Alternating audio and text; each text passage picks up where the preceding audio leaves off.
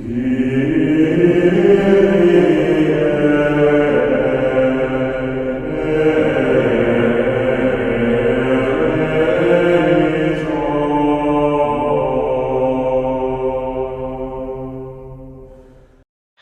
imenu Očeta in Sina in Svetega Duha. Amen. Dragi verniki, nahajamo se v božičnem liturgičnem času, v katerem še naprej premišljujemo skrivnosti najbolj radostnega praznika v letu, Kristusovega rojstva. Čeprav nam številne stvari iz našega življenja, težave, s katerimi se vsak dan soočamo, pogosto dajejo več razlogov za skrb in tesnobo, pa nam že sam spomin na ta praznik, ki je hkrati najslovesnejši, prinaša tolažbo in mir. Tako smo pri prvi božični maši slišali angelsko oznanilo o rojstvu odrešenika. Ne bojte se, glejte, oznanjam vam veliko veselje, ki bo za vse ljudstvo. Danes se vam je v Davidovem mestu rodil odrešenik, ki je Kristus Gospod. To je oznanilo, ki ga še naprej premišljujemo v radostnem ozračju tega liturgičnega časa, ki traja vse do praznika svečnice, Marijinega očiščevanja, Jezusovega darovanja v templju. Kristus se je rodil v naši zemeljski resničnosti, v določenem zgodovinskem trenutku, v času, toda njegovo rojstvo ostaja trajno navzoče pred nami, uresničuje se na skrivnostni, na duhovni način. Papež sveti Leon Veliki nam pravi, ko je naš razsvetljen in v nas gori ljubezen po zapisih evangelistov in besedah prerokov Kristusovega rojstva, ne gledamo le kot preteklega dogodka, temveč kot tistega, ki je navzoč pred našimi očmi, kajti poslušamo besede, s katerimi je angel oznanil pastirjem: danes se vam je rodil odrešenik. Vsak dan smo lahko priča temu srečnemu rojstvu, vsak dan ga lahko gledamo s svojimi očmi, če sodelujemo pri sveti maši, kajti tam se to resnično obnavlja, tam se nadaljuje delo našega odrešenja. Zato želimo to resničnost podrobneje premišljevati, kaj se pravzaprav dogaja pri sveti maši. Sveta Hildegarda, velika mistikinja cerkve, nam pojasnjuje, kaj se v resnici dogaja pri sveti maši, onkraj tega, kar vidimo s telesnimi očmi in kar moramo prepoznati z očmi vere. V trenutku, ko se pri maši kruh in vino spremenita v Kristusovo telo in kri, se okoliščine njegovega učlovečenja in rojstva zrcalijo pred nami tako jasno, kot tedaj, ko je te skrivnosti uresničil Božji sin, ko je bil na zemlji.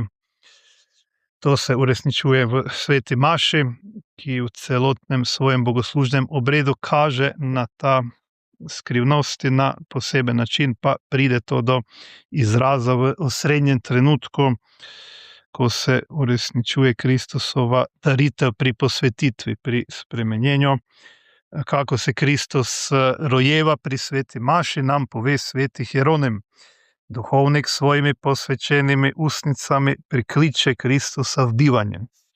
Kristus se rojeva na skrivnosten način, ko duhovnik po besedah posvetitve izreče ta ukaz, to zapoved, da se to zgodi.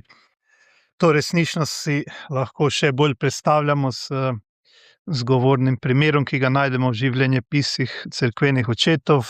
Bil je neki duhovnik s imenom Plegus, ki je z veliko pobožnostjo daroval sveto mašo in je imel posebno željo, da bi doživel, kako je Kristus natančno navzoč pod podobama kruha in vina.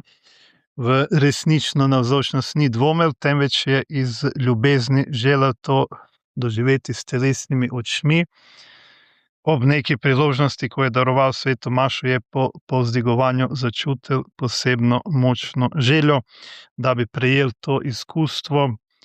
pokleknili in se z molitvijo obrnili na Boga, naj mu kljub njegovi nevrednosti podeli to milost, da bi v tej skrivnosti videli Jezusa v telesni podobi, da bi ga, kakor starček Simon, vzel v svoje roke, da bi ga mogel videti s svojimi očmi in se ga dotakniti s svojimi rokami. Ko je tako molil se, mu je prikazal angel in mu rekel: poglej in glej Kristusa, ki je tukaj navzoč v telesni podobi, takšnega, kakor ga je njegova mati držala v svojem naročju.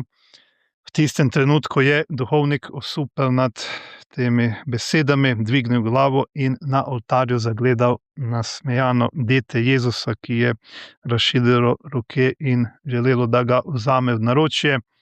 Sprva se je iz spoštovanja to bal storiti, nato pa ga je angel opogumil in mu rekel, da je to Jezus, Božji sin, ki ga je duhovnik pred nekaj trenutki videl pod podobama kruha, zdaj pa je navzoč v svoji pravi podobi.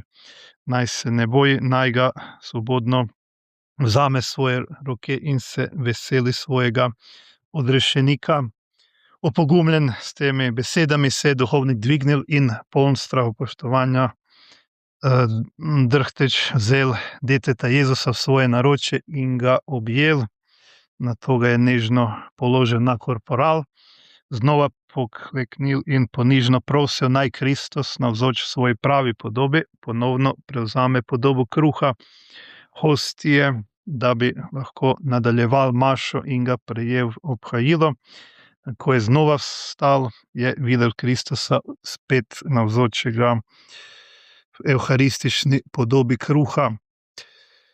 Iz tega zelo poučnega primera, dragi verniki, lahko spoznamo, da Kristus pri sveti maši ni navzoč le na neki zamišljeni duhovni način, temveč resnično, stvarno v svoji telesni podobi.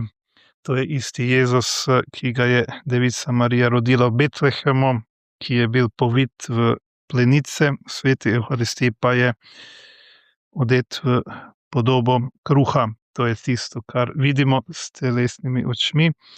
Toda z očmi vere želimo, da in zato ponižno in skromno podobo prepoznati dete Jezusa, ki ga želimo častiti, se mu pokloniti in ga na duhovni način sprejeti v svoje naročje. Prav zato je Gospod sklenil svojo pravo podobo skriti našim očem, da bi mogli v njemu pristopati v veri in si pridobivati zasluženja milosti za večno življenje. To smo poklicani uresničevati vsakokrat, ko sodelujemo pri sveti maši, kajti vsakič se v njej Kristus na skrivnostni način rojeva pred očmi naše vere. V tem duhu želimo pristopiti k detetu Jezusu s premišljevanjem skrivnosti praznika njegovega rojstva, s pripravljenostjo na daritev, ki so nam jo izpričali številni mučenci. Med njimi je tudi sveta Martina, devica in mučenka, katere god danes obhajamo. Tako želimo odpreti svoja srca, da bi se dete Jezus na skrivnostni način resnično rodilo in trajno živelo v naših srcih. Amen. V imenu Očeta in Sina in Svetega Duha. Amen.